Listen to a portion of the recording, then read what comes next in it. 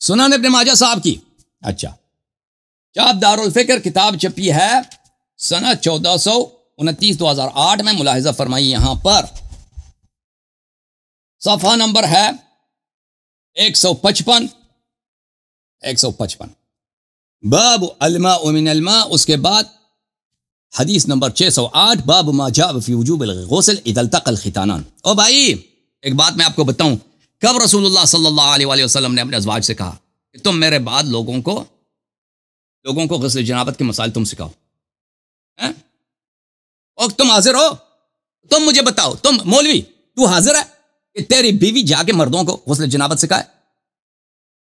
اور نبی کریم صلی اللہ علیہ وسلم جب اللہ کہہ رہا ہے کہ تم میں یہ حق نہیں ہے کہ تم نرم لہجے میں بات کرو، تو ان کو کیسے اجازت ہو سکتی ہے کہ وہ غسل جنابت ہے؟ میں کیسے ترجمہ کروں؟ اللہ میں مرد ہوں، میں عائشہ سے محبت بھی نہیں کرتا، لیکن مجھے تکلیف ہو رہی ہے کہ میں ان جملوں کا ترجمہ کروں. میں کیسے بات کروں؟ اللہ تعالیٰ نے رسول اللہ صلی اللہ علیہ وآلہ وسلم نے صحابہ کو ڈیوٹی نہیں دیا ہے. صحابیات تو دور کی بات ہے، صحابہ کو ڈیوٹی نہیں دیا کہ وہ لوگوں کا ارشاد کریں. ارشاد کس کا کام ہے؟ انی تارک فیکم من اخذتم به لن تضلوا بعدی ابدا کتاب اللہ و عترتی اہل بیتی. رسول پاک صلی اللہ علیہ وآلہ وسلم ان کے بعد ان جیسا موجود ہے امیر المؤمنین علیہ السلام، امیر المؤمنین علیہ السلام. جنابت اگر کوئی کے مسائل اگر کوئی جاننا چاہتا ہے ان کے وارث سے پوچھے، ان کے علم کے وارث سے پوچھے. بہرحال ملاحظہ فرمائے سنن ابن ماجہ میں باب ما جاء فی وجوب الغسل اذا التقى الختانان. ختان کس کو بولتے ہیں؟ ختان کس کو بولتے ہیں؟ ختنہ کی جگہ کو ختان بولتے ہیں. ختنہ کی جگہ کو ختان عربی زبان میں خود ختنہ کرنے کا مصدر بھی ہے، اور ختنہ ہونے کی جو داغ ہوتی ہے، نشان ہوتی ہے. مرد کے ذکر میں، مرد کے پینس میں، اردو میں کیا کہیں گے، مرد کے عضو جنسی میں، وہاں پہ جہاں پہ ختنہ کیا جاتا ہے اس کا داغ پڑ جاتا ہے نا، اس کو ختان بولتے ہیں. یہ مرد میں. عورتوں میں بھی یہ لوگ عرب جو ہے ختنہ کرتے تھے. عرب جو لوگ جو تھے عورتوں کی بھی ختنہ کرتے تھے. وہ ہمارے ایشیا مذہب میں یہ ہے کہ وہ کوئی سنت نہیں ہے، وہ عربوں کی عادت تھی. سنت نہیں ہے اور واجب بھی نہیں ہے، نہ قرآن میں نہ حدیث میں، لیکن وہ عربوں کی عادت تھی، وہ کرتے تھے. جماعت عمریہ کے ہاں وہ بہت سارے ان کے علماء کہتے ہیں وہ سنت ہے، وہ اچھی بات ہے، کرنی چاہیے.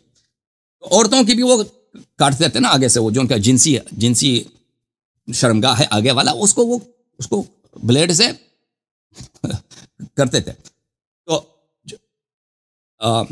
اس حدیث کا باب کا عنوان یہ ہے غسل واجب ہو جاتا ہے جب ختنہ مرد کے ختنہ گاہ اور عورت کی ختنہ گاہ آپس میں ان کی ملاقات ہو جاتی ہے تو غسل واجب ہو جاتا ہے. اچھا اب حدیث کا الفاظ دیکھو. ان عائشہ سے روایت ہے، معاف کیجیے، عائشہ سے روایت ہے اذا التقى الختانان فقد وجب الغسل. اچھا جب دو ختان آپس میں ملتے ہیں، جو دو ختنگاہ آپس میں ان مل جاتے ہیں، لگ جاتے ہیں، تو غسل واجب ہو جاتا ہے. فعلت استغفر اللہ.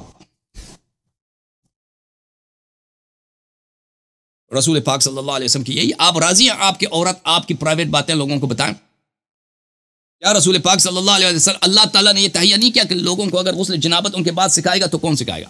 ان کی بیویاں سکھائیں گی یا ان کے وارث امیر المؤمنین علیہ السلام سکھائیں گے؟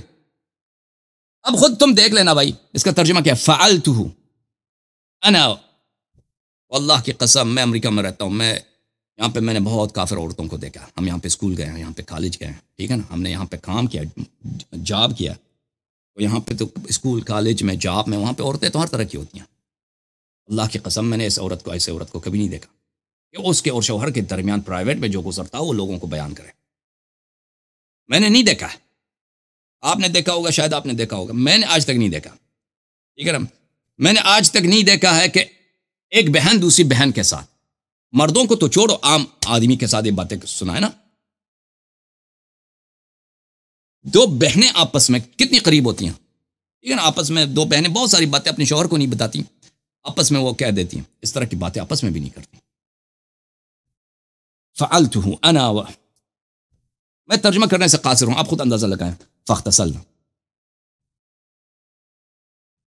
میں مرد ہوں، میں عائشہ سے دشمنی بھی کرتا ہوں، لیکن میں نبی کریم صلی اللہ علیہ وسلم کے احترام میں اس جملے کا ترجمہ نہیں کر سکتا.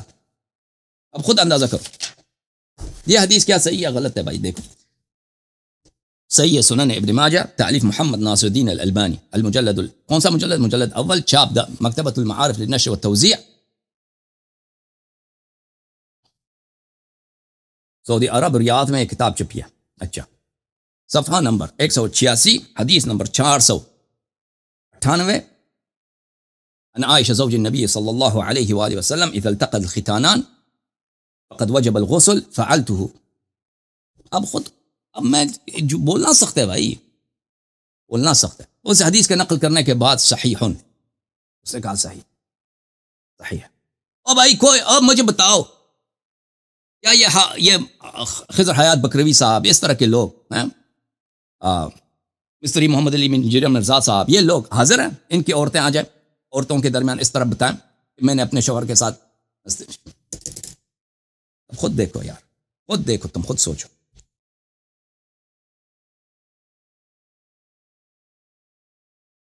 یہ کتاب کیا ہے؟ یہ ترتیب ہے، مسند ابھی ابن عزیز الشافعی بترتیب السندی، علامہ ابو الحسن سندی صاحب نے مسند محمد ابن عزیز الشافعی کی ترتیب کو، انہوں نے کتاب محمد ابن عزیز الشافعی کے، انہوں نے اس کتاب کی ترتیب، مسند کی ترتیب کو فقہ کے ابواب پہ مرتب کیا۔ تحقیق شیخ محمد زاہد ابن الحسن الکوثری، محمد زاہد ابن الحسن الکوثری شیخ الاسلام تھے خلافت عثمانیہ میں۔ یہ صفحہ نمبر 28 میں، 38 میں یہاں پہ روایت ہے، سفیان عن علی بن زید عن سعید بن المسیب ان ابا موسیٰ الاشعری سأل عائشہ عن التقاء الختانین۔ ابو موسیٰ اشعری آتا ہے، ابو موسیٰ اشعری کیوں نہیں جاتا؟ اور کیا رسول پاک صلی اللہ علیہ وسلم نے یہ وصیت کیا کہ میرے مرنے کے بعد تم اپنے مسائل میرے ازواج سے پوچھو؟ ان کے پاس یہی تو بہانہ ہے کہ دوسروں کو پتہ نہیں تھا، دوسروں کو پتہ نہیں تھا، وہ عائشہ کے پاس جاتے، اس لیے صحابہ جاتے تھے عائشہ سے یہ مسائل سیکھنے کے لیے، غسل کے، جنابت کے، اور وہ بھی ایسے کھلے الفاظ کے ساتھ بیان کرتی تھی۔ اور ابو بکر پہ کس لیے بیٹھا تھا؟ ابو بکر کو خلیفہ بننے کے بعد اگر جنابت کے مسائل نہیں آتے، عمر کو نہیں آتا، تو پھر وہ کیا کر، نماز کیسے پڑھتے تھے وہ؟ ابو موسیٰ اشعری اگر یہ فراڈی نہیں ہے تو وہ ابو بکر سے کیوں نہیں پوچھتا؟ رسول پاک صلی اللہ علیہ وسلم نے کیا اپنے بعد کوئی تہیہ نہیں کیا؟ سوچا نہیں کہ میرے بعد ان کی حیات میں، اگر میں آپ کو حدیث کچھ دکھاؤں یار، حدیث آپ کو دکھاؤں،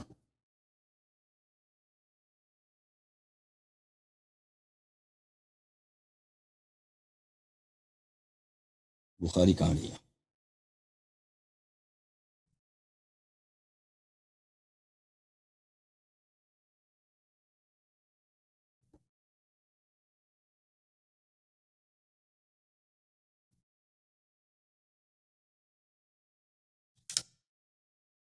یہی عورت ہوگی نا، اسی طرح اگر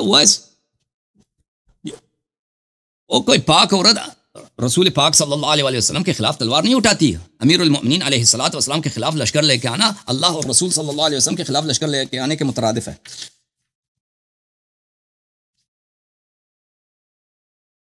یہ بخاری ہے بھائی، صحیح بخاری، چاپ دار احیاء التراث العربی، ٹھیک ہے نا بھائی؟ کتاب چھپی ہے سنہ 1422 2001 میں۔ یہ کون سی ہے باب بھائی؟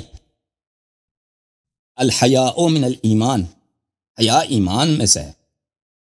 قال رسول اللہ صلی اللہ علیہ وآلہ فإن الحیاء من الایمان، حیا ایمان میں سے ہے، یعنی جس کا حیا نہیں اس کا ایمان نہیں ہے۔ اوکے، ایک اور آپ کی خدمت میں دکھا دوں،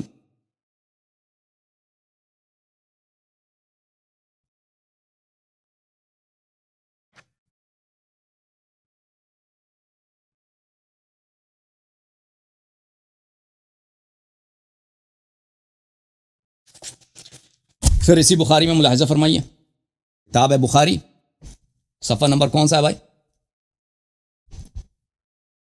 صفحہ نمبر ہے 1210، حدیث نمبر 6646 کتاب المحاربین۔ اچھا، حدیث یہ ہے میرے عزیز، ان المغیرہ ان قال سعد بن عبادہ، سعد بن عبادہ نے کہا لو رأیت رجلا مع امرأتی لضربته بالسیف غیر مصفح، میں نے کہا، اس سعد بن عبادہ نے کہا اگر میں کسی مرد کو، بڑا بغیرت آدمی تھا، اگر میں کسی عورت کو اپنی بیوی کے ساتھ دیکھ لوں گا تو میں اس کو تلوار سے اس کو قتل کروں گا، اس کو زندہ نہیں چھوڑوں گا، لازمی حق بھی ہے.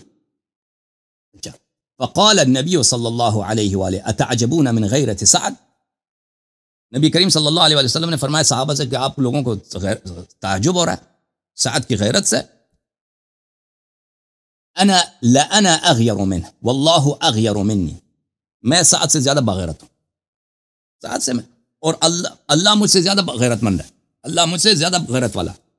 وہ نبی کریم صلی اللہ علیہ وآلہ وسلم جو غیرت والا ہے بلا شک بلا ریب، اس کے منکر پہ لعنت. انہوں نے کوئی تہیہ نہیں کیا کہ میری امت کو غسل جنابت، مسائل حیض وغیرہ وغیرہ سکھانے کی ضرورت ہے، کوئی تہیہ نہیں کیا نا.